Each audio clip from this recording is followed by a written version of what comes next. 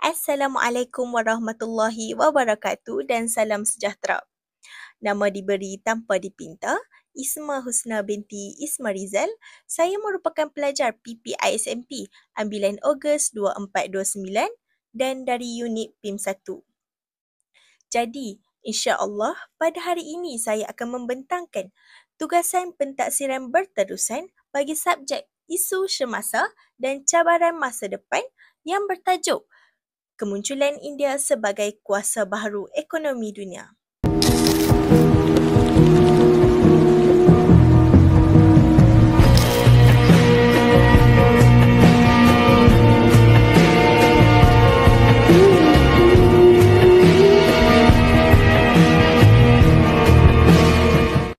Menjelang abad ke-20, dominasi ekonomi yang dikuasai oleh negara-negara barat mula mengalami saingan dari negara-negara besar lain, khususnya di kawasan Asia dengan kemunculan China dan India. Kemunculan kuasa ekonomi baharu ini telah mengurangkan kebergantungan negara-negara dunia khususnya kepada Amerika Syarikat dan sekutunya. Keadaan ini memberikan pilihan dan peluang dalam kalangan negara untuk membangun bagi mendapatkan perkhidmatan yang setanding atau lebih baik berbanding negara-negara barat. Kemunculan kuasa ekonomi baharu ini juga telah menyebabkan Amerika Syarikat yang mendominasi ekonomi dunia menerima persaingan dari negara-negara lain di dunia. Namun, pada hari ini saya akan fokuskan kepada kemunculan India sebagai kuasa ekonomi baharu dunia. Sejak tahun 1974, kemiskinan menjadi permasalahan utama di India sehingga negara India dilabel negara miskin dan lemah. Namun, pada tahun 1990-an, semasa pemerintahan mantan Perdana Menteri PV Narasimha Rao, India menjadi salah sebuah negara yang paling pesat berkembang di dunia. Selepas merdeka, India berpegang teguh kepada pendekatan sosialisme separa dengan kawalan ketat terhadap penyertaan sektor swasta, perdagangan asing dan pelaburan langsung asing. Namun, sejak 1991, India membuka pasarayanya secara beransur-ansur melalui pembaharuan ekonomi dan mengurangkan kawalan kerajaan terhadap perdagangan dan pelaburan asing. Kesannya, rizab pertukaran asing telah naik dari 5.8 bilion pada Mac 1991 kepada 247 bilion pada September 2007. Dengan kadar peningkatan KDNK sebanyak 9.4%, ekonomi India menjadi antara yang paling berkembang pesat di dunia. Ekonomi India berkembang secara berterusan selama 2 dekad. Namun, pertumbuhan itu nyata tidak sekata apabila kita membandingkan kelompok-kelompok sosial, ekonomi dan rantau geografi yang berbeza serta kawasan bandar dan luar bandar. Di samping itu, India dilengkapi dengan tenaga kerja yang sangat banyak iaitu 509.3 juta. 60% daripadanya bekerja dalam bidang pertanian dan industri-industri. 28% daripadanya bekerja dalam bidang perkhidmatan dan 12% daripadanya bekerja dalam bidang perindustrian. Antara tanaman pertanian utama di India adalah beras, gandum, biji minyak, kapas, rami, teh, tebu dan ubi kentang. Jadi, apakah faktor perkembangan ekonomi di negara India? Ayuh kita kupaskan. Faktor perkembangan ekonomi yang pertama iaitu tenaga kerja. India memiliki 509.3 juta tenaga kerja dan sebahagian besar perkembangan ekonomi di negara India telah didorong oleh populasi penduduk yang ramai ini. Kebanyakan rakyat India memiliki taraf pendidikan yang rendah yang mana telah menyebabkan pekerjaan sebagai buruh menjadi salah satu sumber pekerjaan yang utama. Kesannya, India memperoleh manfaat dari segi penggunaan tenaga kerja kerana kos buruh dapat dijimatkan berikutan penglibatan warga tempatan berbanding penggunaan buruh dari luar negara yang mana semestinya memerlukan kos upah yang lebih tinggi. Antara hasil utama di India ialah beras, gandum, biji minyak, kapas, rami, teh, tebu dan ubi kentang. Di samping bidang pertanian India yang berkembang secara pesat, India juga bergerak maju dalam bidang perindustrian. Perindustrian utama negara ini ialah pembuatan kereta, simen, kimia, perkakas elektronik, pemprosesan makanan, jentera perlombongan, farmaseutikal, keluli dan tekstil. Seterusnya, kita beralih kepada faktor yang kedua iaitu ketenteraan. Ketenteraan juga menjadi sebahagian daripada faktor kebangkitan ekonomi India.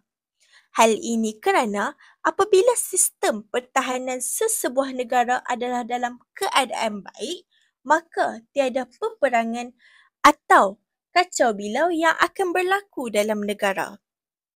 Oleh itu, kerajaan India dapat memberikan fokus sepenuhnya dalam pembangunan ekonomi negara apabila tiada pembaziran yang berlaku oleh kerajaan untuk membaik pulih infrastruktur. Di samping itu, sistem pertahanan yang kukuh juga menjadikan kedaulatan negara India sukar digugat oleh kuasa luar yang mana telah menyebabkan tiada sebarang peperangan maupun kekacauan berlaku. Faktor yang ketiga iaitu sumber alam. Sumber alam semula jadi seperti arang, biji bersih, batu kapur dan petroleum menerima permintaan tinggi daripada negara lain. Lebihan sisa pertanian dan kayu digunakan sebagai kayu api untuk memasak dan dijadikan bahan bakar dalam industri kecil. Sisa penternakan pula digunakan dalam penghasilan gas metana, seterusnya diproses untuk memasak air dan menyalakan lampu. Menerusi faktor yang keempat iaitu pelaburan semikonduktor. Menurut Reuters, pada tahun 2021 melaporkan bahawa kerajaan India kini juga telah terlibat dalam pembinaan semula industri semikonduktor global dengan peruntukan sebanyak 10 bilion dan lebih untuk membangunkan industri chip domestik. Di samping itu, syarikat gergasi seperti Foxconn, Micron dan Tata Electronics telah melabur dalam pembangunan kilang pembuatan chip di India. Negara seperti Gujarat dan Tamil Nadu menjadi hub utama bagi pembuatan semikonduktor. Sebelum ini, India bergantung kepada negara seperti Taiwan, Korea Selatan dan China untuk bekalkan mereka chip. Namun, dengan pembangunan industri tempatan, India telah mengurangkan kebergantungan ini dan meningkatkan keupayaan pengeluaran sendiri. Faktor yang kelima iaitu peningkatan keluaran dalam negara kasar. Jadi, apakah itu keluaran dalam negara kasar ataupun dikenali sebagai KDNK? Keluaran dalam negara kasar atau KDNK ialah nilai pasaran semua barangan dan perkhidmatan yang dihasilkan dalam satu tahun oleh buruh dan harta milik yang disediakan oleh penduduk sebuah negara. Jadi, bagaimanakah KDNK dikira? KDNK diperoleh dengan mengira mengikut pariti kuasa beli, Purchasing Power Parity atau PPP, dan jumlah dinyatakan dalam mata wang Amerika Syarikat. Peningkatan KDNK negara India telah melonjak sebanyak 9.4% sekaligus menjadikan India sebagai negara yang paling berkembang pesat di dunia. Di samping itu, apabila KDNK India telah ditukar kepada dolar Amerika Syarikat, ia bernilai sebanyak 1.103 trilion yang telah menjadikannya ekonomi ke-8 terbesar di dunia. Akhir sekali, nilai ekspor dan import India yang meningkat juga menjadi salah satu faktor perkembangan ekonomi negara India.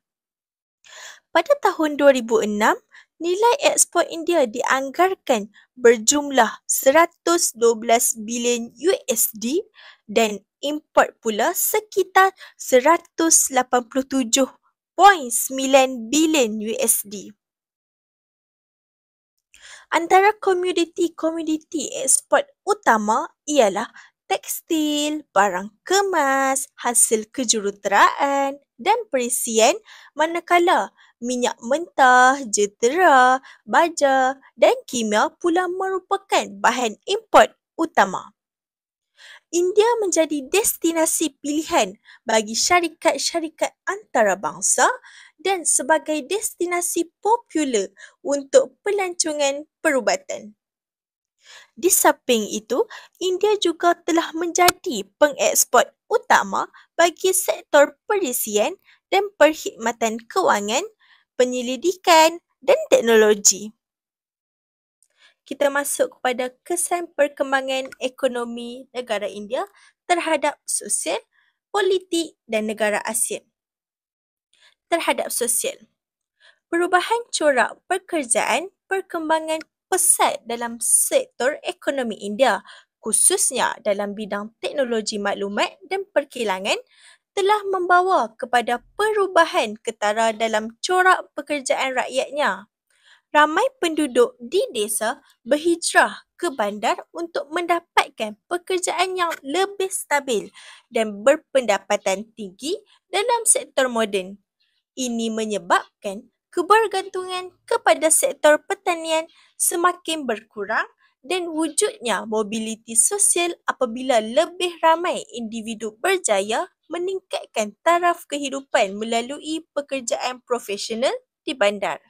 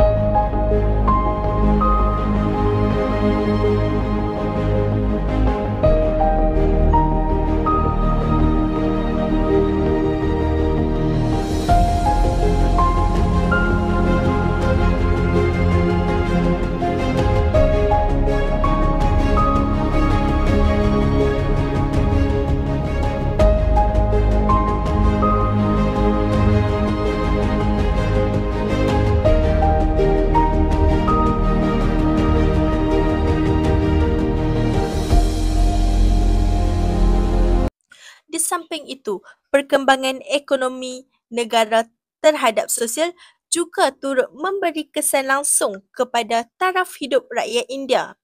Kelas pertengahan semakin berkembang dan berperanan penting dalam ekonomi negara. Dengan berpendapatan yang lebih stabil, golongan ini memperolehi akses yang lebih baik kepada pendidikan berkualiti, perkhidmatan kesihatan yang moden serta kemudahan infrastruktur seperti perumahan, pengangkutan dan teknologi komunikasi.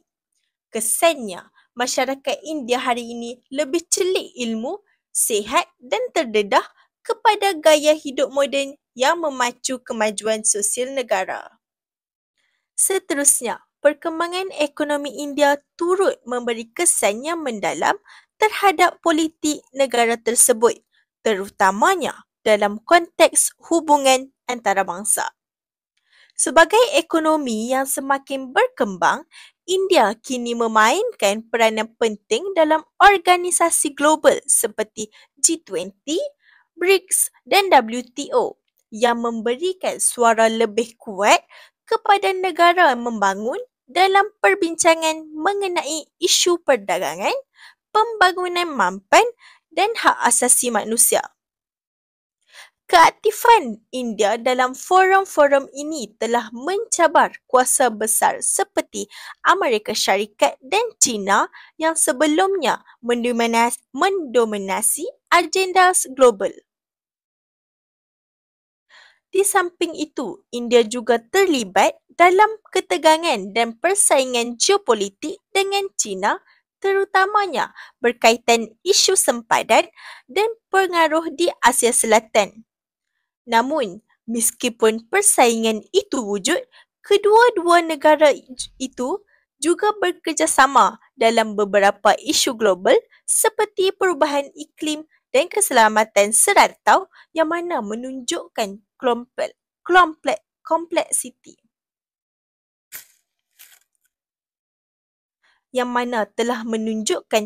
kompleksiti hubungan India-China yang melibatkan kedua-dua unsur persaingan dan kerjasama.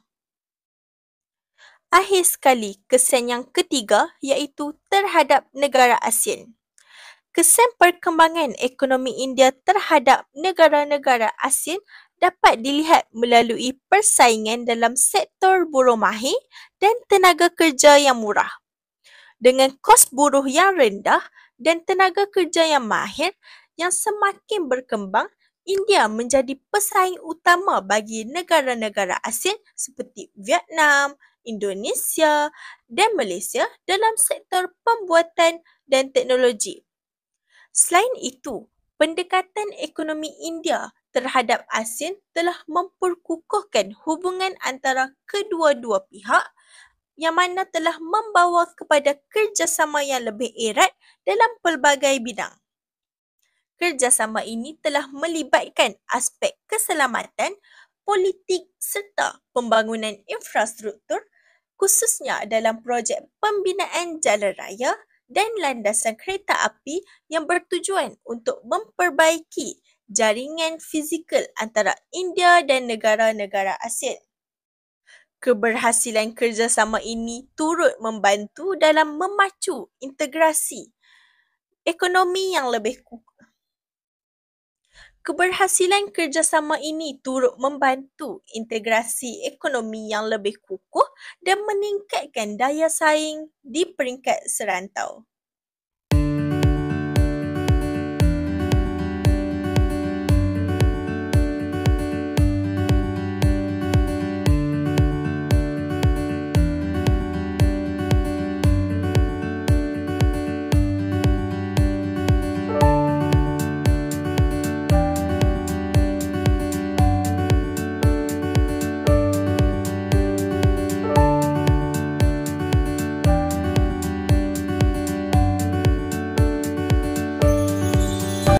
Nampaknya kita telah tiba di penghujung video. Jadi, apa yang boleh saya simpulkan berdasarkan pembentangan sebentar tadi? Kemunculan India sebagai kuasa ekonomi baharu membawa perubahan besar kepada landscape ekonomi, sosial dan politik dunia. Dengan pertumbuhan pesat dalam sektor teknologi, perkilangan dan perkhidmatan, India menjadi pemain utama dalam ekonomi global. Kesan positif termasuk peningkatan taraf hidup, peluang pekerjaan dan hubungan perdagangan yang lebih kukuh khususnya dengan negara ASEAN. Namun, cabaran seperti ketidaksamaan ekonomi, kepadatan penduduk dan persaingan geopolitik dengan kuasa besar seperti China masih perlu ditangani. Secara keseluruhannya, kebangkitan India sebagai kuasa ekonomi memberi peluang dan cabaran kepada dunia menjadikannya salah satu negara yang penting dalam membentuk masa depan ekonomi global. Secara keseluruhannya, kebangkitan India sebagai kuasa ekonomi memberi peluang dan cabaran kepada dunia menjadikannya salah satu negara yang penting dalam pembentukan masa depan ekonomi global. Jadi itu saja daripada saya. Assalamualaikum warahmatullahi wabarakatuh. Sekian, terima kasih.